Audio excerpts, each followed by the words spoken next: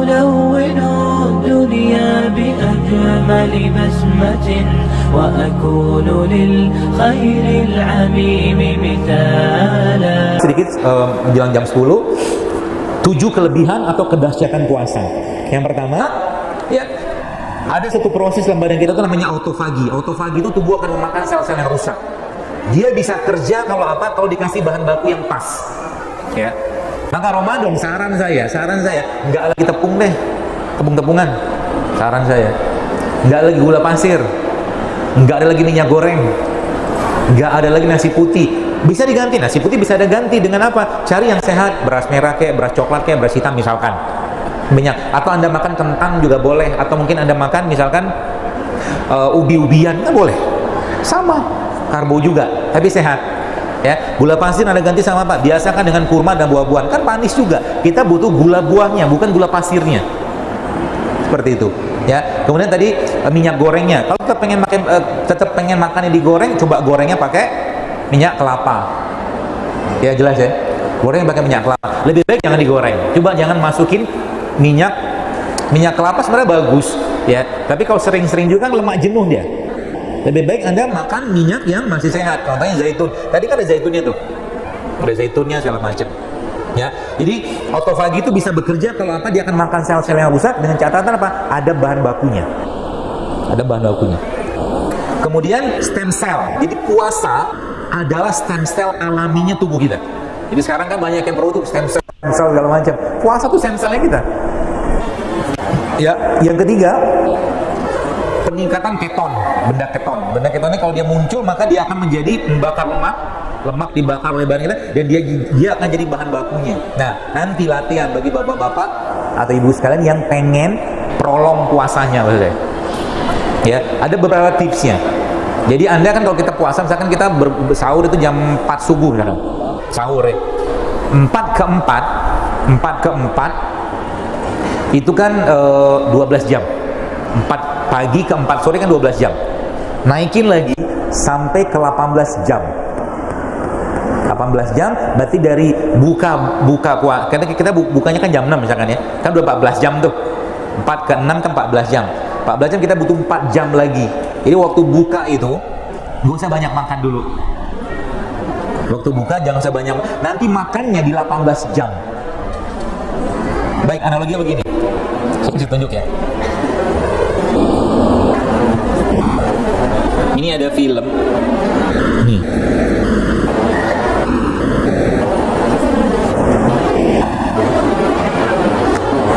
Ya, ini jadi puasa itu memberikan kesempatan badan kita untuk bakar lemak. Catatannya apa? Begini konsepnya. Lihat film dulu deh sebentar. Nanti saya jelaskan.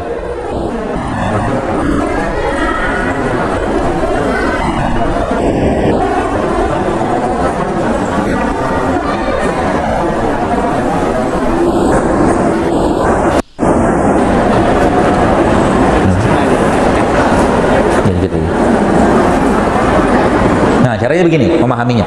Udah selesai videonya. Jadi kita punya mobil misalkan ya. Mobil ini full tanknya 40 liter misalkan. Nah, 40 liter ini ada tangki cadangannya 10 liter.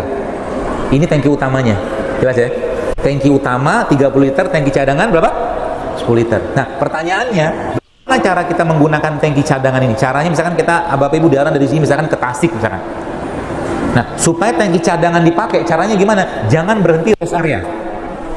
Paham ya? Jangan berhenti rest area. Sebab Anda berhenti di rest area, masuk lagi ke tangki utama.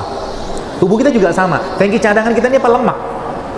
Jadi tubuh kita itu punya reserve tanknya berupa lemak. Dia kalau dipakai powerfulnya luar biasa. Jadi waktu kita kan berbuka puasa, misalkan Anda makan kurma sesuai dengan sunnah Nabi ya, gitu kan? Tapi nggak ada masuk makan lagi sebentar. Biarin tubuhnya, karena nggak ada yang, kan kita 12 jam kan nggak ada masuk apa-apa kan? Tapi kita masih banyak cadangannya di sini. Cadangan kita tuh berupa apa? Berupa timbunan lemak, berupa timbunan penyakit segala macam yang berlimpah. Apalagi maaf kalau misalkan perutnya mereka buncit misalkan gitu kan, atau mungkin pinggangnya, atau mungkin banyak lipatan. Itu canda tangki cadangannya banyak. Jelas ya? Ketika tangki cadangan banyak, jangan masukin di sini. Ini isinya apa sih? Gula kan? Jadi makan itunya pun batalin puasanya pun nanti pakai kurma secukupnya, jangan banyak-banyak. Karena kalau dia masuk lagi, dia memenuhi lagi tangki utama. Sedangkan kita judulnya mau mengakses ini, paham ya? Mengakses tangki cadangan. Sehingga caranya gimana? Minum air putih kalau kuat, hanya air putih. Karena nggak ada masuk gula, akhirnya apa? Dia switch ke tangki cadangan. Berapa lama? Beberapa yang saya coba pelajari itu ada yang 16 jam, ada yang 18 jam, ada yang 20 jam, atau ada yang 24 jam. Diprolong puasanya. Ya, diprolong puasanya. Ya, sibuk dengan apa? Kita sibuk dengan ibadah. Ya, nanti kapan makannya? Bisa jadi makannya itu waktu sahur aja. Apa yang terjadi? Allahu Akbar. Laki-laki yang kayak begitu, Bapak sekalian, testosteronnya bisa naik langsung. Karena kalau sudah lemak dibakar sebagai bahan baku, dia akan memperbaiki semua sistem. Itu rahasianya badan kita. Allah udah menciptakan kayak begitu. Makanya puasa itu adalah bentuk detoksifikasi yang sudah Allah berikan kepada kita sejak zaman Nabi Adam. Coba baca ayatnya. Auzubillahi minasyaitonirrajim. Ya ayyuhallazina amanu kutiba alaikumusiyam kama kutiba alal ladzina min qablikum. Kami syariatkan berpuasa sebagaimana orang dulu berpuasa, kata Al-Qur'an. Ya. Semua syariat ketika Rasul itu datang, syariat sebelumnya itu dihapuskan. Waktu Nabi Muhammad datang, syariat Nabi Isa dihilangkan. Ganti dengan syariat Nabi Muhammad SAW. Tapi syariat puasa dari zaman dulu ada. Syariat puasa, syariat pernikahan dari zaman dulu ada. Kenapa? Badan kita sama sekalian. Ya, jadi kan, maka saya sampaikan tadi, jadikan puasa ini sebagai bentuk detoksifikasi badan kita. Ya. Kemudian yang ketiga apa? Yang keempat, maaf. Jadi tubuh sekalian akan mengadakan atau membuat kayak switching gitu loh tenaganya. Jadi energi kita tuh di switching dari apa? Dari tangki cadangan.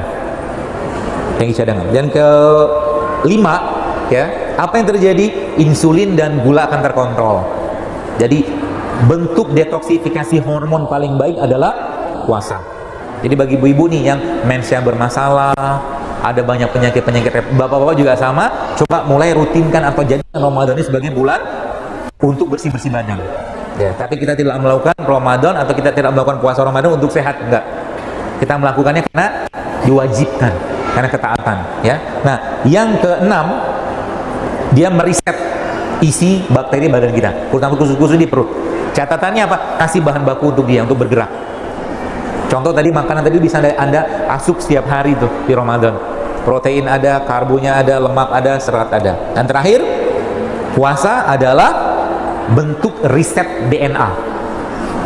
Di DNA itu kata-kata seorang ahli, kata Kazuo Murakami dalam bukunya Gen on Off ini katakan itu ternyata puasa adalah caranya, bukan puasa, dia katakan gen kita bisa on off. Ya, on off-nya itu salah satunya dengan cara berpuasa. Jadi yang kanker, katakanlah dia mau kanker itu dia mau tumbuh berkembang, dengan puasa di stop. Apalagi ditambahkan dengan satu obat kanker yang paling baik, namanya apa? Al-Quran. Contoh obat kanker. Ada beberapa jenis ruqyah yang memang dikhususkan untuk kanker pada Al-Quran. Coba belajar, tanya sama para peruqyah dan tambah lagi, kalau memang memungkinkan di Ramadan itu ada waktu, biasanya sih ada, atau tanggal 17-nya atau 19-nya atau 21-nya ada saat berbekam. Apakah berbekam membatalkan puasa? Kalau sampai lemas, iya. Jadi coba usahakan jangan banyak-banyak titik, ambil berkahnya aja. Ya, kayak sekarang juga sama. Sekarang tanggal berapa Hijriah nih? Coba dilihat nanti. Kalau memang tanggal berbekam sunnah tertentu, misalkan tanggal 17 atau 19 atau 21 ya pada bulan atau tahunnya Islam, manfaatkan tanggal tersebut.